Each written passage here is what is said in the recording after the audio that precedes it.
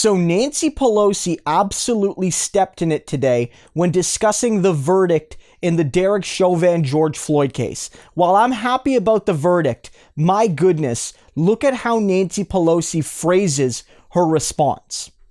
Thank you, George Floyd, for sacrificing your life for justice, for being there to call out to your mom. How heartbreaking was that? Call out for your mom. I can't breathe. But because of you and because of thousands, millions of people around the world who came out for justice, your name will always be synonymous with justice. And now we have to make sure justice prevails in the sentencing. But that's its own procedure. Guys, that's awful. That is absolutely terrible. George Floyd did not sacrifice anything. George Floyd did not get up that day and make a conscious effort to lay his life down for a cause.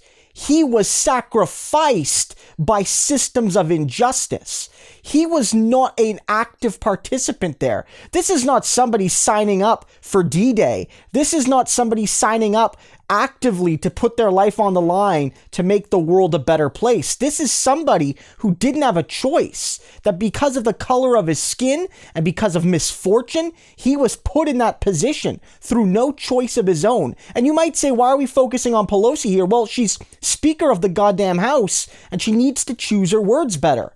This is not a time to act like this was some sort of noble sacrifice, as if to say this is a good thing. Like, oh, the silver lining here is George Floyd sacrificed his life and the world's going to be better because of him. Well, you might find a silver lining in saying that a moment of justice, a moment of clarity was reached, but he didn't sacrifice his life. He didn't want to leave his family. He didn't want to leave his baby girl. He didn't want to leave his friends. He didn't want to leave his girlfriend. He didn't want to leave these people. He didn't want to do any of that.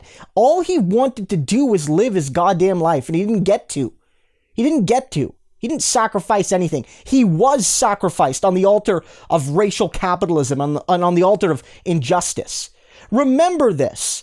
Because look, the Republicans are worse, 100%. But this is the lady who thrives on performative caring about black people. Remember the Kente cloth. Remember all the performative efforts at racial justice. But when the truth comes out, she really doesn't get it. She doesn't get it in how to express herself, and she doesn't really get it in terms of putting forward the actual social and economic program to make the world a better place. So yeah, Pelosi might not be as bad as the Republicans across the aisle, but I don't know if she's the person to be speaking at this moment.